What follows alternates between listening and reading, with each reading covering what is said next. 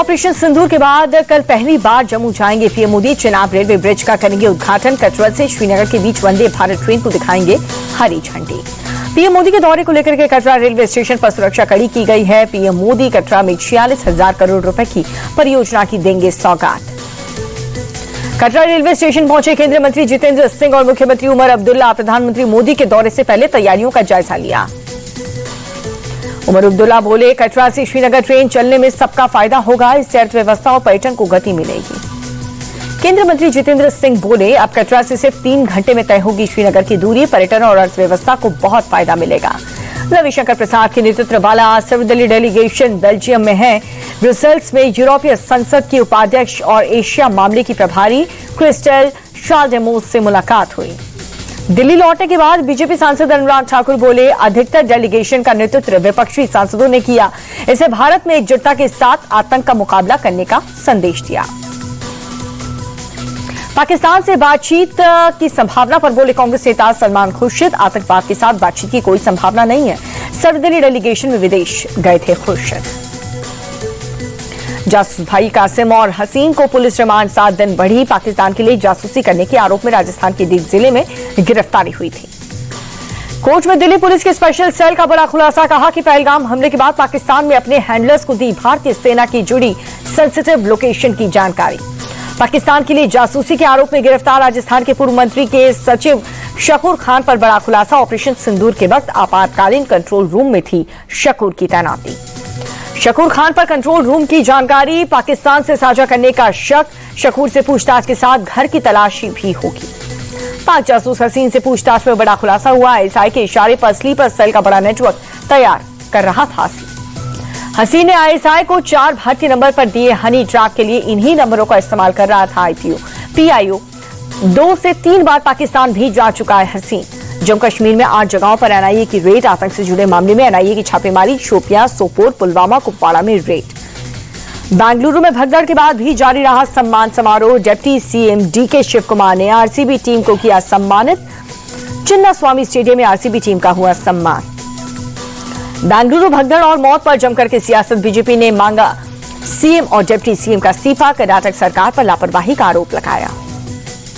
Karnataka BJP अध्यक्ष BY Vijayendra की मांग। कहा कि राज्य सरकार को इस घटना की पूरी जिम्मेदारी लेनी चाहिए। बेंगलुरु भगदड़ के बाद पहली बार deputy CM DK Shiv Kumar ने मीडिया से बातचीत की। संबोधन के दौरान डिप्टी सीएम भावुक हो गए। डीके शिव कुमार बोले, हादसे से प्रशासनिक सबक सीखना चाहिए। विपक्ष लाशों पर राजनीति कर रहा है। बेंगलुरु भगदड़ पर कर्नाटक के गृह मंत्री जी परमेश्वर बोले, मुख्यमंत्री ने मजिस्ट्रेट जांच के आदेश दिए।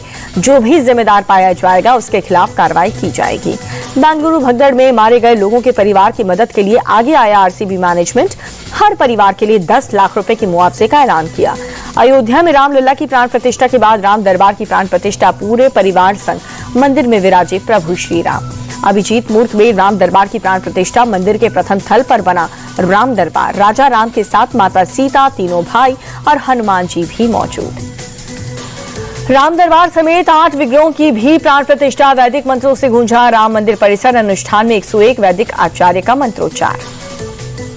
सरयू घाट पहुंचे मुख्यमंत्री योगी आदित्यनाथ। मंत्रोच्चार के बीच सरयू की आरती की। विश्व पर्यावरण दिवस के मौके पर पीएम मोदी ने अपने आवास पर सिंदूर का पौधा लगाया। हाल ही में कच्छ यात्रा के दौरान महिलाओं के एक समूह ने पीएम मोदी को सिंदूर का पौधा भेंट किया था। 20 जून को फिर से बिहार जाएंगे प्रधानमंत्री मोदी। सीवान में करोड़ों की योजनाओं की सौगात देंगे। जनसभा को भी संबोधित करेंगे पीएम मोदी। बीजेपी प्रदेश अध्यक्ष दिलीप जायसवाल ने इस बात की जानकारी दी। तेजस्वी यादव ने सीएम नीतीश कुमार को चिट्ठी लिखी। आरक्षण सीमा बढ़ा करके 85% करने की मांग की।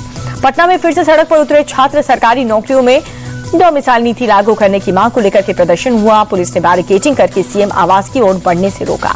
जाति जनगणना पर छत्तीसगढ़ के पूर्व सीएम और कांग्रेस नेता भूपेश बघेल को बयान। कहा कि इसे तभी स्वीकारना चाहिए जब इसकी शुरुआत हो।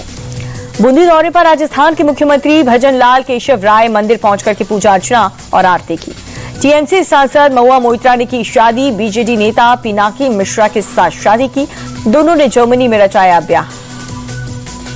इन्फ्लुएंसर शर्मिष्ठा पनोली का कोलकाता हाईकोर्ट से अंतरिम जमानत मिली। शर्तों के साथ कोर्ट ने फौरी राहत दी है। विदेश जाने पर कोर्ट से लेनी होगी परमिशन। दिल्ली के साकेत कोर्ट में 2 कैदियों की झड़प हुई। मारपीट में घायल और कैदी अमन की अस्पताल में मौत हुई। पेशी के लिए कोर्ट में लॉकअप में लाए गए थे दोनों कैदी। अमन और जितेंद्र के बीच की दुश्मनी बहुत पुरानी है। 2024 में भी दोनों के बीच हुई थी खूनी झड़प। जेल नंबर 8 से पेशी के लिए लाए गए थे दोनों कैदी। यूपी के संभल में फिर से चला बुलडोजर। सराय तरीन क्षेत्र में अवैध प्लॉटिंग और अतिक्रमण के खिलाफ अभियान। यूपी के लखीमपुर खीरी पुलिस ने नेपाल बॉर्डर से 2 तस्कर पकड़े। 2 करोड़ रुपए के अवैध कृत्रिम मानव अंग बरामद किए गए। उज्जैन वेलनेस समिट में शामिल हुए मुख्यमंत्री मोहन यादव निवेशकों से वेलनेस एक नई सोच विषय पर बातचीत की। ग्वालियर में नीट की तैयारी कर रहे एक छात्र ने की सुसाइड। पिता की लाइसेंस रिवॉल्वर से खुद को गोली मारी। वरिष्ठ पुलिस अधीक्षक धर्मवीर सिंह ने इस बात की जानकारी दी। छत्तीसगढ़ के बीजापुर में नक्सलियों से मुठभेड़ हुई। सुरक्षा बलों ने इलाके की घेराबंदी की। तलाशी अभियान जारी। असम के श्रीभूमि जिले में बाढ़ की स्थिति गंभीर है। जिले के कई गांवों के डूबने से लोगों की परेशानी बढ़ी। बाजार में भी पानी भरने से हालात बिगड़ गए। असम के मोरी गांव में बारिश से बिगड़े हालात। जगह जगह जल भराव। कई गांव प्रभावित। किसानों की फसल भी बर्बाद हुई। असम में बारिश से अब तक 19 लोगों की मौत हुई। बाढ़ से 14 और लैंडस्लाइड से 5 लोगों की मौत की पुष्टि। भारत में करोड़पतियों की संख्या तेजी से बढ़ रही है। 2024 में करोड़पतियों की संख्या 8.8% बढ़ी। वैश्विक स्तर पर 2.6% बढ़ी, जहां पर कैम्पेजीनी की वर्ल्ड वेल्थ रिपोर्ट में दावा किया गया। रिपोर्ट के मुताबिक 3,79,000 लोगों के पास देश के 129 लाख करोड़ की संपत्ति। अल्ट्रा हाई नेटवर्क इंडिविजुअल की संख्या 4,290। हरे निशान पर बंद हुआ शेयर बाजार। सेंसेक्स 444 अंकों की तेजी के साथ 81,442 पर पहुंचा। निफ्टी में भी 130 अंकों की बढ़त हुई।